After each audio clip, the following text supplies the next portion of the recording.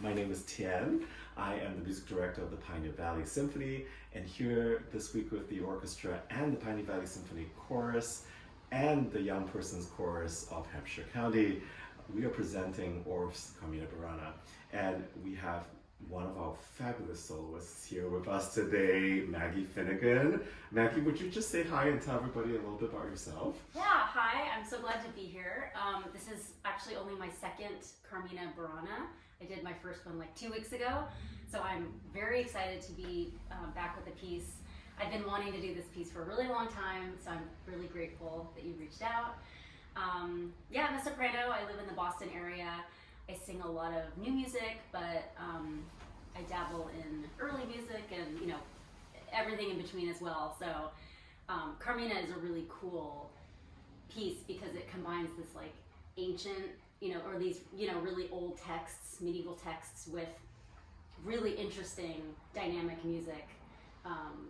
And it like, for me, it spans this huge range vocally for me, which is really fun. I like to use a lot of my voice, so I'm super excited. Well, actually, you know, you were saying you were thinking about it for so long, right? Yeah. I was just thinking yesterday, I was just listening to you, that it feels almost like the piece was just written for you. Kind of feels that. It's really fits like a glove. I mean, and I've been wanting to do it for a while, you know. Yeah. Yeah, so it's really kind of perfect. I was, you know, we had some friends of the orchestra were just like taking videos of the rehearsal, and they were like just sending it to us, and we uploaded something this morning. But I was like, please let somebody have recorded Dulcissime, right?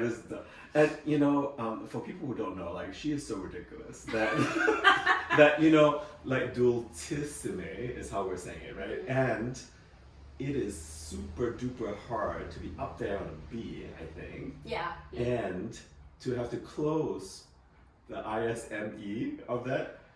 Yeah.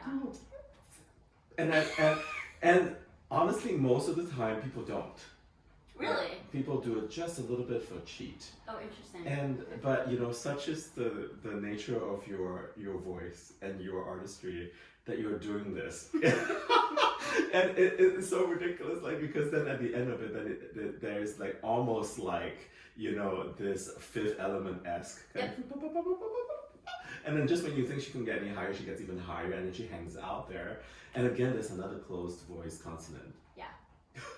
And anybody who was videoing me yesterday would have seen me just go like, oh, I can't believe she did it. You know, it really is incredible. Thanks. It's so much fun. I mean, it's just the first time I saw that piece. I think years ago I was looking for, you know, things to audition with that are, you know, oratorio like concert, whatever. And so this is probably an undergrad, I was assigned, you know, Seti Puella, which is the more well-known aria, you know. And then I was just flipping through the whole score, and I saw the Dulcissime or Dulcissime, depending on how you know, what kind of Latin you're using. Which is the sweetest of the sweet. It's aptly named, and I just thought, oh my gosh, this is everything. I mean, it shows everything, you know, and it's like, what, 3-4 measures? I know, it's a movement that is Yeah. just 4 measures, but it says everything. It says everything, Yeah. and it shows everything, and it's like truly a blissful thing. It's just so fun for me to sing, you know, it just fits so well. Singers will know, you know, now and then we find ourselves trying to like, you know, fit ourselves into a box that like mostly fits, you know, but there's always adjustments, and you know, you're not always lucky enough to have things written especially for you, you know. Mm-hmm. It does happen with new music, which is lovely, but to find something that's been part of the canon for, and is, you know, like done often and all that, that just fits so well is like, it's so fun. It's just fun. You know, and also for me, there is also the sense of just like how well Carl Orff understands the human voice and how to write for it, right? Yeah. You know, I mean, like you have such a fabulous, you know, we call it instrument, which makes it a little bit, you know, dispassionately inhuman sometimes, I think.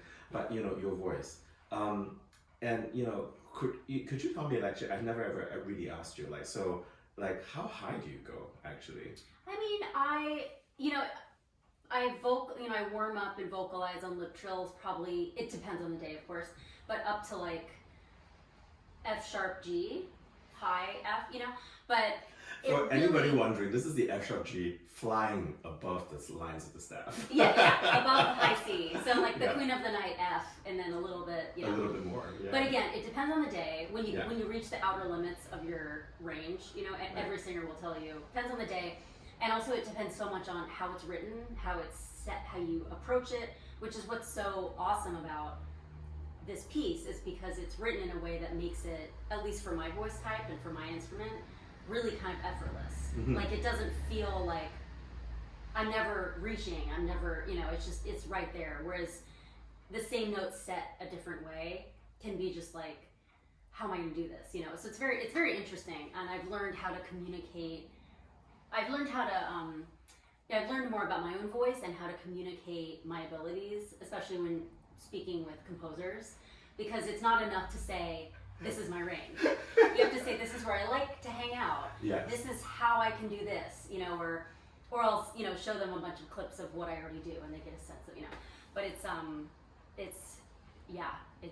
he really knows the voice. I was gonna say, I'm not sure the baritone would agree with you, No.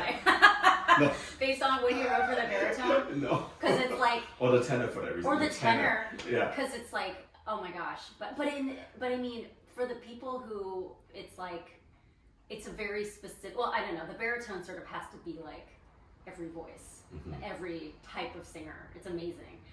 But the tenor, I mean, the way, or the countertenor, the way he writes it, is just so perfect for what that aria is, which is this like over dramatic, agonizing. I mean, it's a swan dying, right? Like dying swan being served on a platter. It's ridiculous. And it's set in this just ridiculous range. It's totally trippy. And it's totally trippy. Yeah. And it's like, it's so perfect for what it is. You know, it's a totally genius, I think. You know, so it's, but yeah, certainly for, and I don't know, I feel like sometimes it is puzzling to me sometimes with, you have all the soprano solo rep, and then Intrutina is this gorgeous piece, but it's set very middle low. Yes. It's very low, actually. Yes. You were just saying in rehearsal even that, like, you know, it was the case for all of the soloists in this piece, where, so here you are, ethereal soprano in Dulcissime, right? And then in Intrutina, you're just kind of like hanging down the bottom of your register, actually, and you have to channel your inner mezzo soprano. Is what I'm saying, Or my inner like full lyric soprano, right? And I mean, he does it in a way that, you know, the instrumentation is very light. It's like these beautiful chords in the string, and so you don't have to produce much sound down there, you know, to be heard, you know, mercifully. So he's not really asking the soprano to be anything than what they are, what I am. But there is that impetus when you're not singing and you're like, they call it like the money note range, you know, like Dulcissime, where I'm just like, oh, this is what I do. This is where I feel so, you know, like I really shine. But to really embrace that and say, I don't have to be something I'm not. I just get to like sing it, you know, feel the words, feel the meaning, and let it be what it is. And, you know, every time I've heard it sung by, you know, the greats, Kathleen Battle, Lucia Pop, I mean, they have similar voices, like voice types, and it never seems lacking. No. It's gorgeous, you know, but making peace with that, you know, the singer of like, you want to do what you think, you know, every moment calls for. But to let go and just be is really nice. Yeah. And it was like a learning moment for me. Yeah. So yeah. It's incredible. Yeah. I want to talk about animals in the zoo. Okay. I'll talk all day. I love how you just went. Yeah.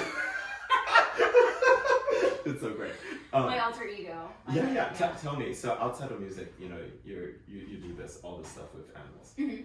So yes, animals. So I volunteer at my local zoo, Stone Zoo, which is in Stoneham, Massachusetts. It's part of Zoo New England, which has 2 campuses. The larger of the 2 zoos is Franklin Park Zoo, and it's in Dorchester in the south of Boston. And then in the further north, up near where I live, is Stone Zoo, which is smaller. And I grew up loving nature, the outdoors. My dad ran a natural history museum my whole childhood. And so I grew up in that, you know, museum environment, and lots of taxidermy, lots of, you know, and he would do programs. And we were always going on hikes and finding animals, and and he's a mammologist, so I learned all about the mammals. And he had a friend who was a postal worker, and my dad was kind of like, everyone knew him in the town because he ran the museum, and he was on city council and all that stuff. So so we would visit this friend. He was a hobbyist, and he had reptiles and amphibians. His whole basement was full of like frogs and snakes. Alive. Yeah, like he kept them. He was a hobbyist, so he just loved So my dad would take me, and I would just spend hours playing with all these animals, and so I became completely enamored with snakes. And so I always wanted to have a pet snake. And finally, when I got my own house, I got my first pet snake. And so I'm lucky at Stone Zoo because they've asked me to be, about a year ago, they asked me to be a keeper's aide. So normally volunteers do what's called interpretation, where you hang out at like an exhibit and you interact with the public and you answer questions. And so I did that for a while, but now I'm a keeper's aide, so I get to be behind the scenes and I get to help with animal care in the education department. And most of what we have in the education department is amphibians and reptiles. We have an eastern screech owl, a rabbit, some chinchilla, and a tortoise. But there's lots of snakes. So I'm very happy. I get to play with snakes and feed them. And Do you still have a pet snake? I have 3 pet snakes. Oh my gosh, what kind of snakes are they? So I have a corn snake who was my first snake. His name is Henry. And then I have a ball python whose name is Sala. How big is this ball python? Ball pythons don't get very big. No. They're really, I think, almost maybe the most popular pet snake species in the U.S. They're an African species, but they're I don't know. He's probably about 4 feet, but he's pretty thick, so he's kind of beefy. But they're great because they just sit there. Ball pythons don't move much, so he's a great snake for just like sitting and watching a movie, or whereas Henry, the corn snake, is very active, so he's like an activity. Like you take him out and that's what you're doing. He's all over the place.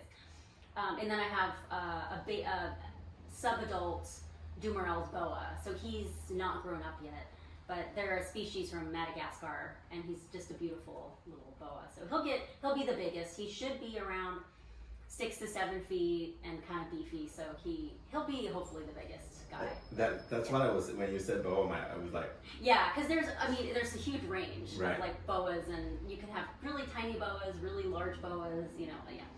So but my 3 boys. So. Oh my gosh. Yeah. And I just love this image of you. You were saying like that one of them is just like he's just the perfect snake to watch TV with. So I'm just trying to picture like, do you sit there with the snake just like coiled around you and giving you a hug, and then you're just both watching TV together? Yeah, I mean, Sala really likes to. I'll put him around my neck, but when he kind of finds a comfy spot, he's often just like. They're called ball pythons because they love to curl up in a ball. Oh. And that's sort of their defense mechanism, but he really just coils into like a little cinnamon roll.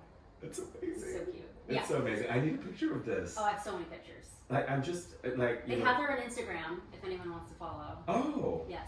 Yes, tell us. Yeah, it's Henry Jones Jr. Hiss.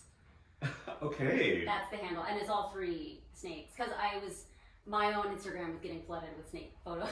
I realized not everyone maybe loves snakes, and also I was trying to be more professional. So I've got to ask this, right? Because I'm sure. So how did it respond to your singing, for example? Because you probably practice. Yes, and I do. The snakes are there. Yeah, and actually the same room that I usually practice in is the room where they live. So, but the really interesting thing about snakes is hearing is kind of their worst sense. Oh. So they rely mostly on smell, and then certain species like pythons have heat pits, so they can actually see like heat signatures the way that like heat cameras, like infrared cameras can see. But and movement also, like their eyesight, they'll respond if something moves in front of them. But they really have terrible hearing, and so hearing for them is more feeling vibrations under the ground, or so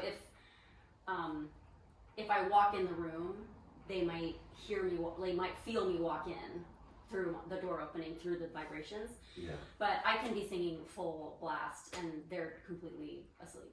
Like they don't notice at all. It's not like a dog that might howl or certainly will notice, right? Yeah. Dogs have amazing hearing. Yes. My best friend's dog, who I stay with periodically, will sing along with me and howl when I warm up, which is adorable. Oh. So yeah. Yeah. Well, I just wonder, right? And because of your involvement in the zoo too, I remember seeing this this Instagram reel of like somebody actually singing to like a herd of cows Yeah. on a field, and then they all just came over and they were all totally curious and they were like listening intently. So have you done that with the animals? So yeah, so I actually been thinking a lot about this idea of, you know, enrichment, which at the zoo we have a schedule for all the animals get some kind of enrichment on a schedule, which is basically anything that enhances the animal's, you know, living experience. And it's usually something that is either out of the ordinary, so it's a novel thing, or something that encourages natural behaviors. So like if you normally feed your large cats, like say a mountain lion, if you normally feed them like certain food items, you might mix it up and feed them. One time they gave our jaguar a whole like side of pork, like a pork leg, which is more something like something he would encounter in the wild.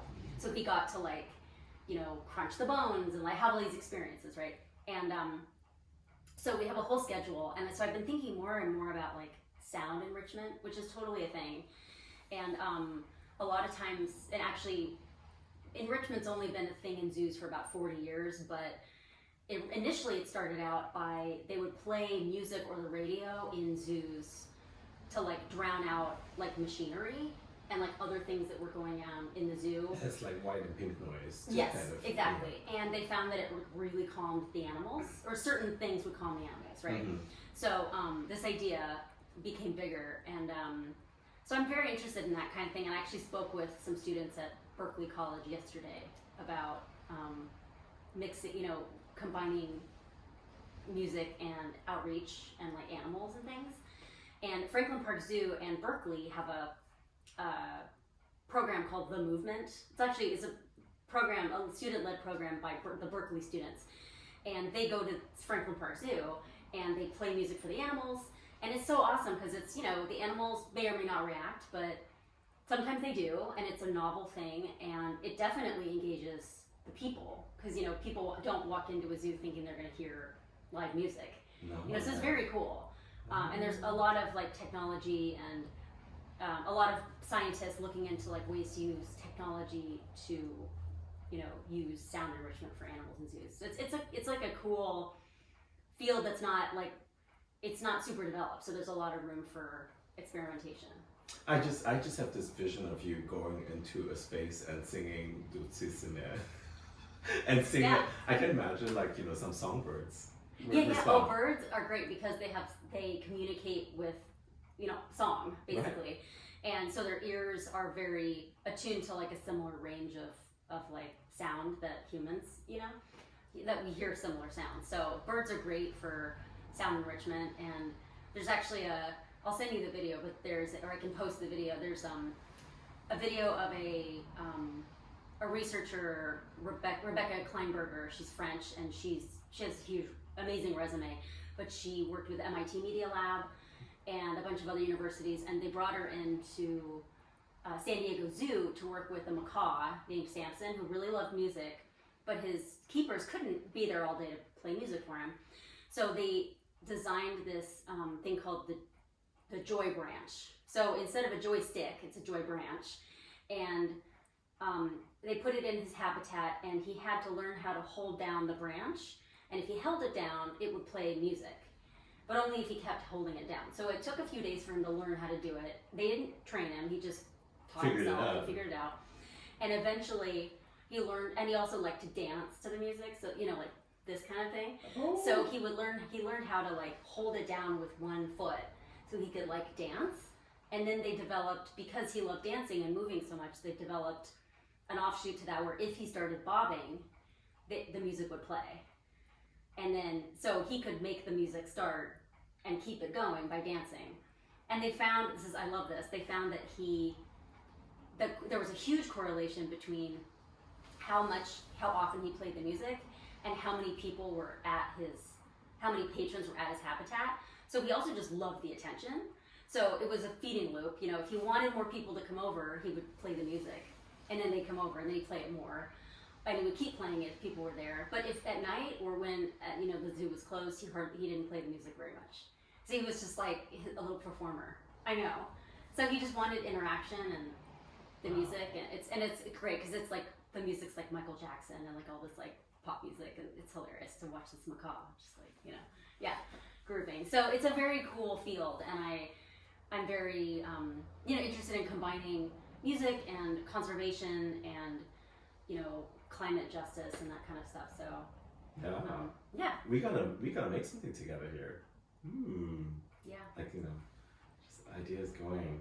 And I as you were saying that, I was also just thinking of how, can you imagine with this macaw, right? And one day a stick shows up in your world. Yeah. And if you press this button, oh, it's like magic. It's magic, Imagine, right? yeah. And then because like and like the gods that be decided that, oh, you like it so much, I'm gonna make it so that every time you dance, the music would just come on. I mean, what if we had that? How awesome would that be? I can you imagine, like, you walk into a room and you go like, hey! Yeah. And you just a dance party, spontaneous dance party. I know. And then like it just is like all there. Yeah. And it's interesting because the reason, something this scientist talks about was like not only giving animals sound enrichment, but giving them agency over when they hear it, what they hear, right, how they hear it. And so that's what this macaw got. Not only was it like whenever the humans decided to give him music, he got to decide, okay, I want to hear music now, and this is what I want to hear. And so he would. Did he get to choose Michael Jackson? I mean, I think it was on a playlist of like stuff he already liked. So I think it was, you know. They had figured out what he liked. Yeah, there were certain things he would respond to, and so they like put that on this little like mixtape. I'm dating myself, but you know. But yeah, this idea of like not only do animals get enrichment, but they get agency over, you know. Yes, fair enough. Because sometimes you don't want to listen to music, or you want quiet, or you don't want this kind of music, right? It's like right, totally. So basically, you know, giving animals more agency, like they would in the wild, to choose their environment. You know what I mean? Or choose their, the way they live. Because a lot of things are so dictated to animals in human care. So, yeah. So true. But it's all very interesting, and I've been doing more and more research on it just because I'm curious. And now we need to properly grab a meal and talk about this for hours. So yes. But thank you for chatting. Of course. Yeah. Yeah. This is a lot of fun. Yeah. Thank you. Till the next time.